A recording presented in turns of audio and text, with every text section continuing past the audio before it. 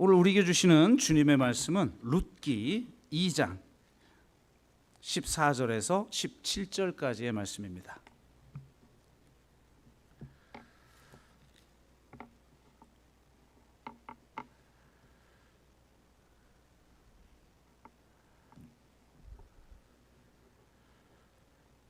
네, 구약 성경 404페이지쯤에 있습니다. 룻기 2장 14절에서 17절까지의 말씀을 우리가 한 목소리로 같이 읽도록 하겠습니다.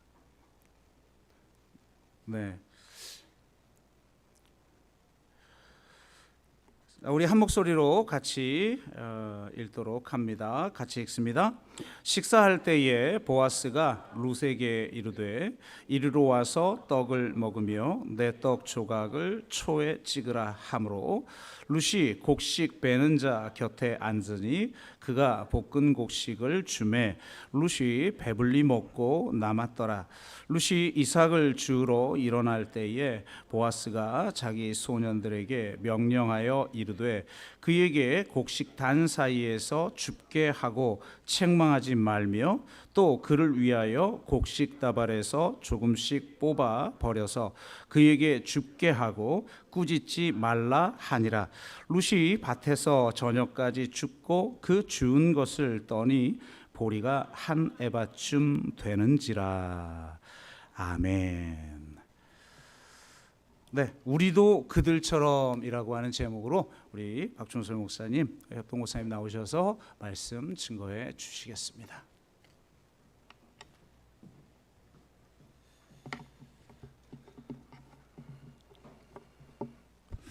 네, 반갑습니다.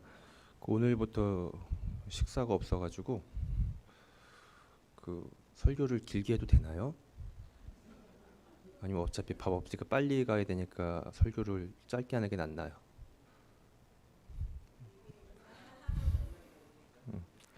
애매하죠. 예.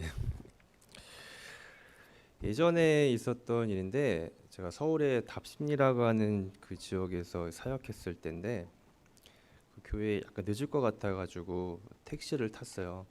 택시 탔는데 그 택시 그 기사분이 좀 이렇게 연배가 있으셨는데 이렇게 폰 영어라고 하나요? 그렇게 전화로 이렇게 운전하시면서 계속 이렇게 막 영어를 하시더라고요.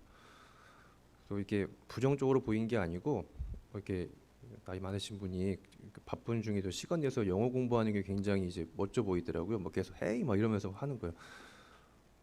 그때 살짝 불안해지더라고요. 계속 하니까. 그랬더니 급기야 저한테 근데 어디 가신다고 하셨죠? 라고 묻는 거예요. 그래서 자꾸 그분이 영어 쓰다 보니까 저도 모르게 답심리 스테이션 하고 저도 이렇게 영어를 쓰게 되더라고요. 근데 사람이 누구랑 있느냐, 어느 공동체에 있느냐가 굉장히 중요한 것 같아요. 자기도 모르게 이제 물들고 이제 변하게 되지 않습니까? 오늘 룻기를 통해서 룻이라는 그 여인이 베들레헴 지역 사람들과 함께 있으면서 어떻게 바뀌고 어떻게 변하는지 그런 이야기들을 좀 함께 살펴볼까 합니다. 그 전에 그 룻기에 대한 배경을 잠시 좀 설명하고 들어가는 게 또 이해를 위해서 좋을 것 같은데요. 먼저 그 이스라엘이라고 하는 뜻은 창세기에 나온 것처럼 하나님과 겨루어 이기다라고 하는 뜻이죠. 야곱이.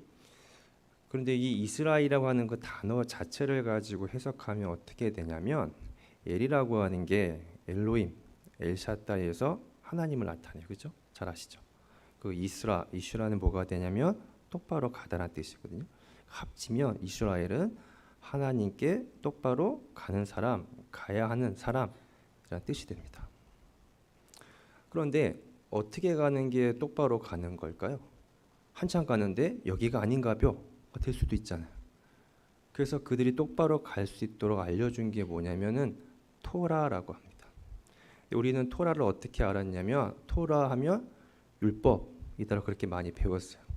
이렇게 되는 순간 굉장히 토라는 죽은 언어가 돼요. 무슨 말이냐면 옛날 신대원 다닐 때 그 구약을 가르쳤던 교수님께서 이렇게 알려주셨는데 토라는 율법으로 해석하는 게 아니고 원래 의미는 뭐냐면 길잡이라고 해석하라고 하시더라고요. 굉장히 와닿았습니다. 길잡이라고.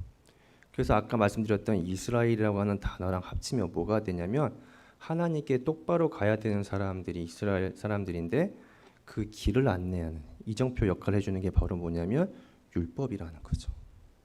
율법이 굉장히 딱딱하고 막 뭔가 막 무겁고 이런 게 아니라 그들이 하나님께 똑바로 갈 수 있도록 도와주는 길잡이라고 한다라고 하면 좀 이해가 다르지 않을까 싶습니다. 이렇게 율법을 지키면서 이스라엘 백성들은 하나님께 쭉 걸어가는 그런 사람들이었는데 그들도 이제 어려운 일이 있었죠. 또 애굽에 노예로 살다가 출애굽한 다음에 그들이 어디로 가냐면 가나안 땅에 들어가지 않습니까? 근데 가나안 땅에 들어가서 얼마 되지 않아서 그들은 그 율법을 잊어버립니다. 제대로 살아내지 않습니다. 그 말은 하나님께 똑바로 가지 않죠. 사사 시대에 잘 알죠? 이런 시대를 방금 말씀드렸던 것처럼 사사기에 잘 담아내고 있습니다. 율법을 잘 지키면서 살아야 되는데 그들은 어떻게 했냐면 율법을 자기 소견에 오른 대로 지키며 살아가게 됩니다. 그 시대 바로 룻기는 어느 시대를 배경으로 하냐면 방금 말씀드린 그 사사 시대를 배경으로 합니다. 읽진 않았지만 룻기 1장 1절에 보면 사사들이 치리하던 때라고 하면서 룻기의 배경이 바로 그 사사 시대라는 거죠. 율법대로 살아가지 않고 자기 소견에 오른 대로 살아가는 그 시절. 사사기를 보면 여러 사사들이 나오고 우리가 잘 아는 삼손 이야기를 끝으로 16장으로 끝나거든요. 그 뒤에 두 개의 에피소드가 더 나와요. 하나는 미가의 제사장. 제사장이 어느 집에 소속되어 있어요. 황당하죠. 또 하나의 이야기는 레위인 첩 사건 이야기입니다. 레위인이 첩이 있다는 것 자체가 말이 돼야 안 돼요? 안 되죠. 근데 그 첩이 살해를 당했어요. 그러니까 그걸 보복하기 위해서 원래 율법에 시체를 만지면 안 되는데 시체를 이렇게 토막 살인해가지고 지파마다 보내버립니다. 말도 안 되죠. 이런 이야기 두 개의 에피소드 너무 극악무도한 이야기를 담아낸 이야기가 삼손 이야기 뒤에 있습니다. 미가의 제사장, 레위인 첩 사건. 이게 사사 시대에 굉장히 안 좋은 모습을 보여주는 예인데 이 두 개의 에피소드가 펼쳐졌던 장소가 어디냐면 베들레헴이라고 합니다. 근데 오늘 우리가 살펴볼 룻기는 그 장소가 어디냐면 베들레헴이에요. 시간적으로는 어디요? 사사시대. 공간적으로는 베들레헴. 그런 끔찍한 일이 일어났던 그곳에 룻기를 통해 전혀 다른 반전의 이야기가 펼쳐지는 게 오늘 우리가 살펴보는 룻의 스토리다라는 거죠. 오늘 우리는 2장을 중심으로 좀 살펴볼 텐데 짧아서 조금 더 이해를 돕기 위해서는 짧으니까 룻기 전체를 한번 좀 개략 한번 살펴보고 본문을 좀 나누는 게 좋을 것 같습니다. 룻기라고 하는 책은 마치 소설처럼 발단, 전개, 절정, 결말 이렇게 좀 플롯처럼 구성이 되어 있습니다. 잠깐 한번 살펴보면 1장은요. 룻의 시어머니죠. 나오미. 그 나오미의 가족들이 베들레헴에서 살았는데 그 지역에 흉년이 들었습니다. 좀 아이러니한 게 뭐냐면 이 베들레헴이라고 하는 그 뜻 자체가 떡집이란 뜻이거든요. 베트가 집을 나타내고 르헤임이지 떡이에요. 떡. 그 떡집이니까 떡이 굉장히 많고 곡식이 많은 풍성한 그 지역이라는 뜻인데 거기에 뭐가 들었냐면 지금 흉년이 들었어요. 너무 먹고 살기가 힘들다 보니까 그 가족들이 결심해서 어디로 갔냐면 모압으로 잠깐 이사했습니다. 그래서 어느 정도 좀 상황이 나아지면 다시 돌아올 생각이었겠죠. 그때 아시는 것처럼 돌아오지 못합니다. 심지어 함께 갔던 나오미 남편이 먼저 세상을 뜨고 그렇게 아꼈던 두 아들이 있었는데 두 아들도 먼저 하늘나라로 보내게 됩니다. 나오미 입장에서 어떨까요? 먼 타국에서 생을 마감하고 싶을까요? 그러지 않겠죠. 그래서 다시 고국으로 돌아갈 결심을 하게 됩니다. 이때 아들의 며느리 둘이 있었는데 함께 간다고 하는 거예요. 그래서 나오미가 돌아가라고 합니다. 한 며느리는 돌아갔는데 룻은 끝까지 어머니와 함께 하겠다고 합니다. 이게 1장 내용이에요. 그 2장은 시어머니와 룻이 나오미의 고향인 베들레헴으로 돌아오게 됩니다. 돌아온다고 끝나나요? 이제 어떻게 돼요? 먹고 살아야 되잖아요. 일을 하고 해야 되는데 그 당시에 여성이 일하는 게 쉽지 않습니다. 특별히 나오미는 그 당시 과부 상황이었고 룻은 이방인 객이었어요. 객과 과부가 이스라엘 공동체에서 경제 생활을 할 수가 없습니다. 그들은 누군가의 도움을 받아야 되는 그런 상황이었죠. 아까 제가 율법을 말씀드렸는데 율법의 내용을 한마디로 뭐냐면 길잡이인데 그 핵심 담겨 있는 컨텐츠는 뭐라고 했냐면 하나님은 사랑이에요. 우리 다 하나님 사랑하잖아요. 이스라엘 백성들도 하나님 사랑한다라고 하면 어때요? 막연하잖아요. 그래서 하나님 사랑을 뭘로 표현하는 거냐면 이웃 사랑을 통해 하나님 사랑을 표현하는 게 율법의 내용이라는 거죠. 그럼 여기서 한 번 더 들어가는 거예요. 그러면 이웃이 누구냐라고 했을 때 그 이웃은 약빈자. 그래서 율법은 약빈자를 보호하는 법이거든요. 그 당시 대표적인 약빈자가 누구였냐면은 객, 고아, 과부였어요. 나오미하고 룻이 여기에 해당되죠. 객고와 과부였는데 율법은 창출 레민 신에서 신명기까지 있잖아요. 이 객고와 과부였다가 신명기는 또 한 그룹이 추가됩니다. 약빈자가 누구였냐면 레위인이었어요. 그래서 유대인들이 도와줘야 될 사람들은 객고와 과부, 레위인이었어요. 레위인은 지금으로 하면 누굴까요? 협동 목사. 여러분들이 도와줘야 될 사람 누구요? 객고와 과부, 협동 목사. 자, 따라해 볼게요. 시작. 할 때까지 시작. 여러분 도와줘야 될 사람 누구? 담임 목사 제외. 예. 그래서 이들은 경제 생활을 할 수 없고 그 공동체가 도와줘야 되는 거예요. 우리가 읽은 본문을 다시 설명드리겠지만 대표적인 게 이삭 죽기요. 이삭을 다 베는 게 아니고 좀 남겨놓는 거예요. 듬성듬성. 그 남은 거를 객고와 과부들이 가져가고 또 들고 갔다 흘렸죠. 이걸 주우면 안 되는 거예요. 떨어진 걸 또 가져가기. 계속 이렇게 해서 그들이 살아갈 수 있도록 도와주는 거. 그게 바로 뭐였냐면 율법이었다는 거죠.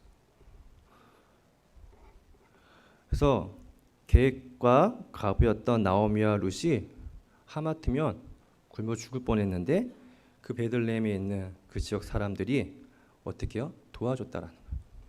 이삭을 주울 수 있도록. 근데 그 밭주인이 누구였냐면 보아스란 사람이에요.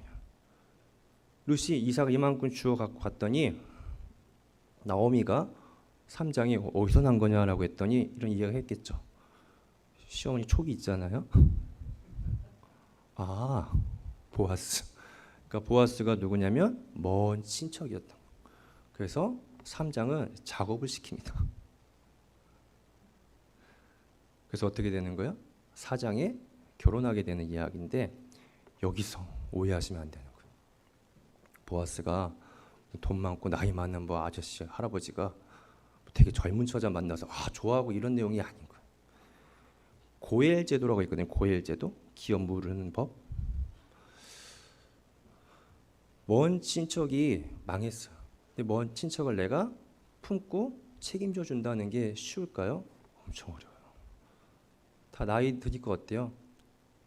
가족도 어때요? 다 결혼해서 다 나눠지면 친척 돕는 것도 쉽지가 않아요. 그죠? 우리 가족 챙기기도 쉽지 않은데, 그죠? 그런데 가까운 가족도 아니고 먼 친척, 망한 그 먼 친척을 어떻게 내가 다시 품는다는 게 어떨까요? 여건 어려운 게 아닙니다. 그죠? 근데 룻기는 그 내용인 거예요. 보아스란 사람이 어떻게요? 룻을, 나오미 그 가족이니까 룻과 결혼해서 그를 품어줬다라는 거. 그래서 룻이 어떻게 해요? 하마터면 도와주지 않으면 죽을 사람을 어떻게 그 공동체가 살리려고 했더니 그 보아스가 살려줬고 결국 결혼하게 됐고 4장의 룻이 족보가 나오는데 다윗의 증조모가 되었더라라고 하면서 끝나는 게 룻기라는 거죠. 그래서 룻은 보면 아까 사사시대 또 베들레헴이라고 했었잖아요. 그곳에 전혀 다르게 율법이 꿈틀꿈틀 살아나는 이야기. 그래서 율법이 어디까지 갔냐면은 보아스가 룻을 품어주는 내용, 받아주는 거. 마치 뭐와 같냐면 하나님이 우리를 품어주고 받아주는 것과 똑같다라는 거죠. 이걸 하나님의 속성 뭐라고 하냐면 자비라고 하는, 인애의 자비. 아마 이걸 히브리어 잘 들었을 텐데 헤세드라고, 헤세드. 가장 큰 하나님의 속성인 자비, 인애, 헤세드가 어느 시대? 사사시대. 그것도 이 베들레헴 지역에서 다시 회복되고 일어난 그 이야기를 다루는 게 바로 뭐냐면 룻기라는 거죠. 대단하지 않습니까? 다른 시대도 아니고 사사시대, 다른 지역도 아닌 이 베들레헴에서 하나님의 헤세드가 다시 일어났다라는 거. 아까 보아스가 룻을 품었다라고 하는 그 이야기 말씀드렸는데 이게 하나님의 속성입니다. 예전 영화 중에 개춘 할망이라고 하는 영화가 있는데 제주도에서 할머니가 손녀딸과 함께 살아가는 이야기, 딸을 잃고 손녀딸과 함께 살아가는 이야기인데 그 손녀는 또 실제 친손녀도 아니에요. 나중에 그걸 알게 되면서도 함께 살아가는 이야기거든요. 그 영화 내내 똑같은 질문이 3번 나옵니다. 바다와 하늘 중에 뭐가 더 큰가? 그 할머니가 이야기합니다. 당연히 바다보다 하늘이 더 크다라고. 두 번째도 똑같은 답이 나옵니다. 바다보다 하늘이 더 크다라고. 세 번째는 손녀가 답을 하는데 다른 답을 해요. 손녀가 그림을 잘 그리거든요. 자신이 그린 그림을 보면서 하늘보다 바다가 더 크다고 합니다. 왜냐하면 자신이 그린 그림에 보니까 바다에 하늘이 비쳐요. 바다가 하늘을 품었기 때문에 바다가 더 크다라고 이야기합니다. 어떻게 보면 율법에서 우위를 나누기 쉽지 않겠지만 그래도 가장 큰 법이 뭘까라고 했을 때 품어주는 거. 하나님의 속성이 잘 드러난 헤세드. 그게 바로 가장 큰 율법이 아닐까라는 생각이 드는데 오늘 우리가 읽은 룻기는 그 헤세드가 발현되는 그 내용을 말하고 있습니다. 우리 2장을 읽었는데 2장에서 좀 더 한번 그 율법이 시작되는 부분을 나눠보려고 합니다. 2장 우리가 읽은 내용을 쭉 보면은 이제 이삭 죽기 막 이런 내용들이 나오는데 저는 이거 볼 때마다 참 너무 신기하고 대단해 보입니다. 어떻게 사사시대, 또 베들레헴이라고 하는 그곳에서 어떻게 이삭 죽기라고 하는 율법이 실행될 수 있을까? 우리도 그런 사람들 종종 있잖아요. 교회 보면 다른 거 하나도 이렇게 말씀대로 안 살고 되게 못됐는데 꼭 뭐 한 구절 가지고 되게 우기고 막 요거 지켜야 된다 하는 사람 있잖아요. 그렇죠? 뭐 예를 들어서 뭐 다른 거 못 하는데 뭐 술 먹지 말라면 꼭 요거만 지키고 다른 거 하나 그렇죠? 뭐 이혼하지 말라고 요거 이혼하면 안 된다고 요거만 하고 다른 건 되게 못 살면서 이것처럼 유대인들도 그럴 수 있어요. 특별히 이 사사 시대니까 더 그럴 것 같아요. 제가 무슨 말 하려고 하냐면은 우리 신명기 23장 3절을 같이 한번 좀 읽어볼게요. 신명기 23장 3절입니다. 자, 우리 한번 읽어보겠습니다. 시작.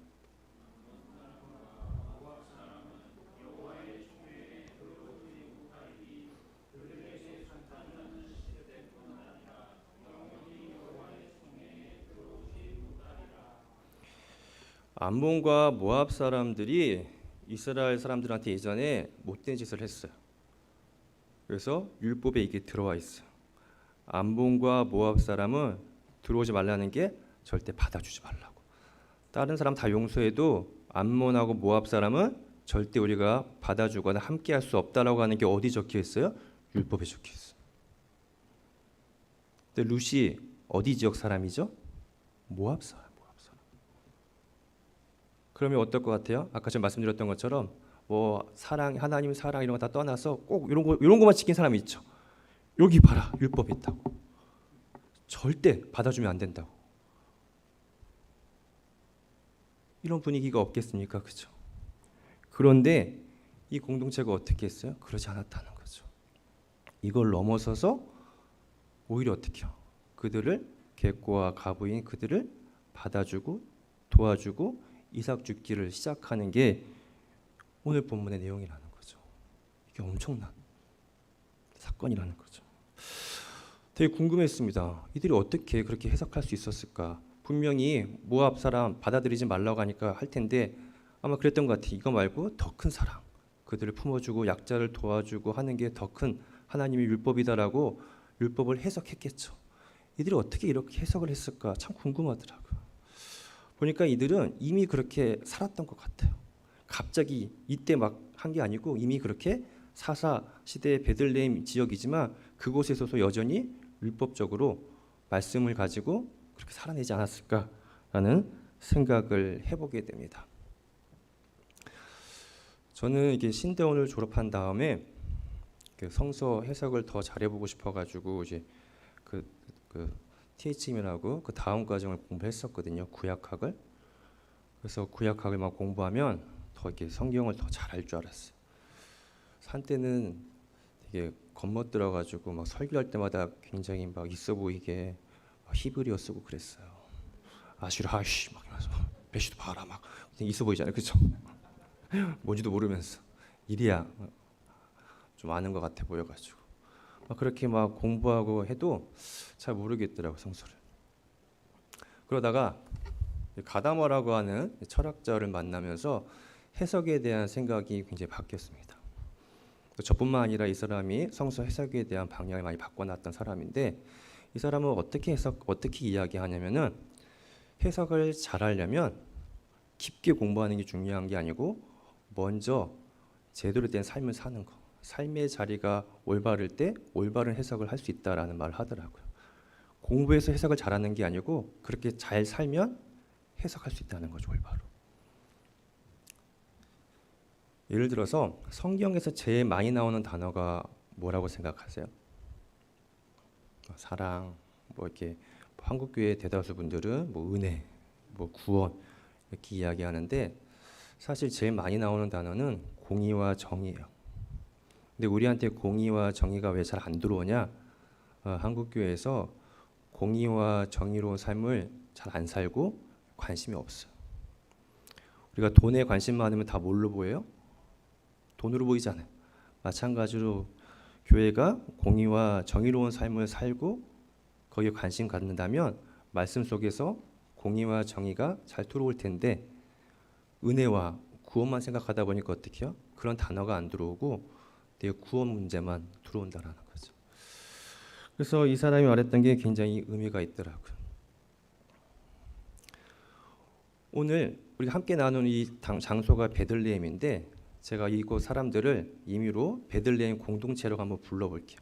그래서 우리는 이 베들레헴 공동체에서 좀 배우고 싶은 거예요. 첫 번째가 그들이 어떻게 해요? 말씀대로 잘 사니까 말씀을 잘 해석하는 것처럼 우리도 그랬으면 좋겠다라는 거죠. 근데 이미 우리는 잘 하고 있는 것 같아요, 그렇죠? 우리 교회는 또 환경 문제에 대해서 또 공정무역, 또 장애, 다문화 이런 문제에 대해서 우리가 고민하고 어떻게든 살아보려고 하지 않습니까? 잘하는데 지금처럼 계속 잘할 수 있으면 좋겠습니다. 그렇죠? 그럴 때 그런 문제들이 성경에서 우리가 읽어낼 수 있고 답을 찾아갈 수 있지 않을까 생각을 해보게 됩니다. 이 베들레헴 공동체라고 말씀드렸는데 여기가 말씀대로 잘 살았고 또 하나 배울 점이 뭐였냐면 이들의 태도예요. 태도. 뭔가 말씀대로 잘 살고 올바르게 살아가는 단체나 사람들을 보면 종종 좋은데 약간 좀 싸나고 굉장히 비판적이고 말이 되게 세고 부정적이고 그런 경우를 종종 보게 되는데 오늘 여기 늦게 나오는 이들을 보니까 베들레헴 공동체는 좀 다르더라는 거죠. 오늘 본문 앞부분 보면 보아스가 룻하고 식사하기 전에 룻을 칭찬한 내용이 나오거든요. 너가 소식을 들었다. 네가 시어머니를 잘 모시고 굉장히 잘하고 있다라는 것을 막 칭찬해줘. 어떻게 소식을 들었냐면 함께 일하는 자신의 함께 일하는 동료한테 물어봤겠죠. 근데 그 동료들이 아유 그 여자 어쩌고저쩌고 막 이렇게 했어봐요. 뒷담화를 하고 막 그랬어봐요. 불평하고. 그럼 어땠을까요? 룻이 다윗의 증조모가 되는 일이 펼쳐지지 않을 수도 있었겠죠. 그 내용을 잠깐 좀 볼까 합니다. 2장 5절에서 6절인데요. 한번 좀 읽어볼까요? 룻기 2장에서 5, 6절입니다. 자, 함께 읽겠습니다. 자, 시작.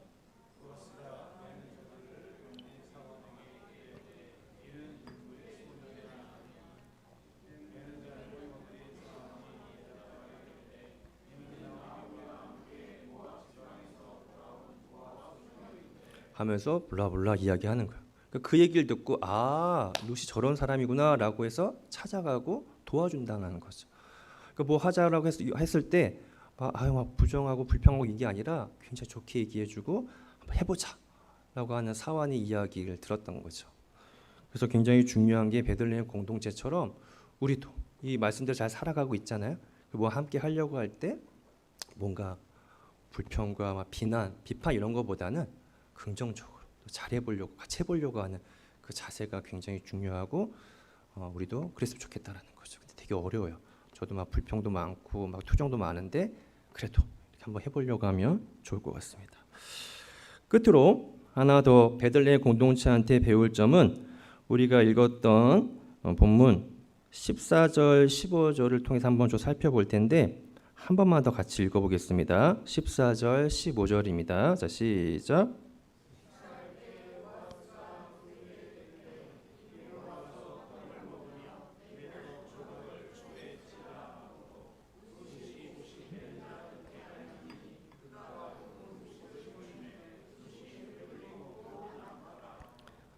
시 15절까지.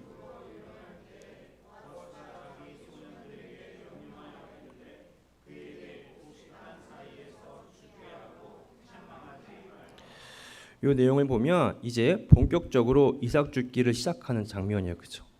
이 보아스가 룻이 밥을 먹고 일어나니까 함께 일하는 사람들한테 이렇게 하면서 막 오다를 주는 거죠. 근데 저는 여러분 어떻게 느끼는지 모르겠는데 저는 이 장면 보니까 너무 좀 이렇게 유쾌하고 되게 즐거워 보이는 거예요. 가끔 말씀대로 살고 뭐 좋은 일 하고 할 때 되게 막 비장할 때가 있고 막 결연한 의지로 막 하는데 좀 무거워요, 그렇죠? 너무 비장하게 하고 막 그러면은 막 이렇게 막 싸워. 그러니까 우리가 일을 할 때 사역이잖아요. 교회에서 할 때 사역할 때 종종 너무 무겁게 하는 게 좀 있거든요. 또 일처럼 하는 게 있어요. 사람의 특징이긴 한데 그 호모 파비르라고 해서 우리 인간을 노동하는 인간이라고 하잖아요. 그러니까 교회에서 뭐 사역할 때 항상 일처럼 하는 거예요. 근데 좀 오래된 이야기지만 요한 하이징어라는 사람이 노동하는 인간이 아니라 인간은 놀이하는 인간이라고 호모 루덴스라는 말을 했었거든요. 되게 와닿더라고요. 우리가 뭔가 사역 좋은 일인데 너무 막 결연하게 이런 것보다는 즐겁게 좀 재미나게 하면 더 좋을 것 같다는 생각이 들어요. 지금은 우리 아이들이 커서 안 보는데 어릴 때 그 뽀로로 있죠. 뽀로로 보면서 그때 굉장히 은혜를 많이 받았습니다. 뽀로로가 펭귄이잖아요. 남극에 사는데 걔 친구 중에 포비가 있어요. 걔는 북극에 살거든요. 제가 찾아보니까 둘은 절대 만날 수가 없어요. 근데 뽀로로에서 어떻게 해요? 둘이 만나잖아요. 얘네만 있는 게 아니고 여우 에디도 있죠. 공룡 크롱도 있고. 근데 걔들이 만나서 어때요? 항상 싸워. 그렇게 싸워. 맨날 싸워. 그러다가 걔들이 하나가 될 때가 있어요. 언제인 줄 아세요? 놀 때. 그래서 걔들이 부른 노래가 있어요. 노는 게 제일 좋아. 놀 때 하나가 되더라. 그래서 말씀대로 살고 막 해보려고 하는데 너무 이렇게 무겁기보다는 좀 이렇게 즐겁게 했으면 좋겠어. 노는 것처럼. 오늘 전 되게 막 그래 보이거든요. 보았으면 막 작전 세워갖고. 너무 좋은 시기에 오늘이 뭐가 있어요? 성경학교. 다음 주 뭐 있죠? 뭐 잊었어요? 네. 청소년부 수련회 있잖아요. 오늘 식사도 없겠다. 얼마나 좋아요. 뭐 셀별로 모여갖고 막 이렇게 작전을 세우는 거예요.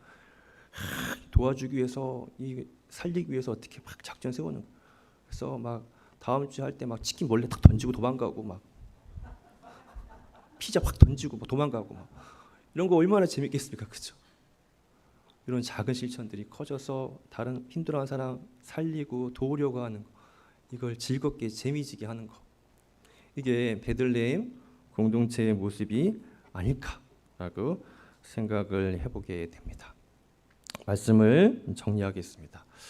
오늘 우리는 율법이 거의 사라지고 있다 하더라도 자기 소견대로 옳은 대로 살아갔던 사사시대, 그 중에서 가장 최악이라고 하는 베들레헴 지역에서 전혀 다른, 율법이 꿈틀꿈틀대고 오히려 하나님의 헤세드가 경험된 룻기 이야기를 살펴봤습니다.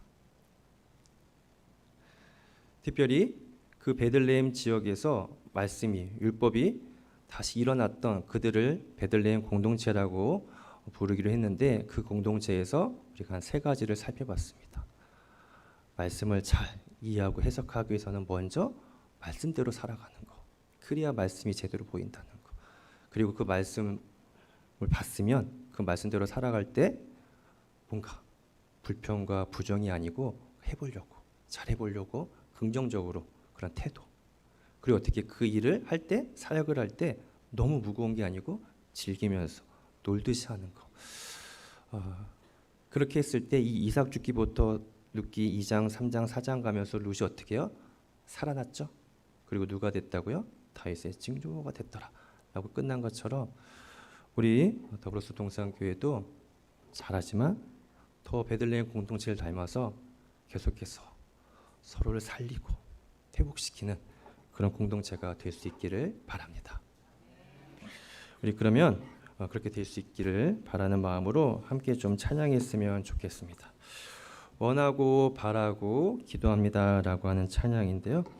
하나님의 꿈이 나의 비전이 되고, 예수님의 성품이 나의 인격이 되고, 성령님의 권능이 나의 능력이 되길 원하고 바라고 기도한다라고 하는 내용인데, 방금 나눴던 것처럼 베들레헴 공동체가 우리 교회의 비전이 되고, 그렇게 할 수 있도록 우리 인격이 예수님처럼 바뀌고, 그래 살아낼 수 있도록 우리 가운데 성령의 능력이 임하게 해달라고 그런 마음을 담아서 함께 찬양하겠습니다.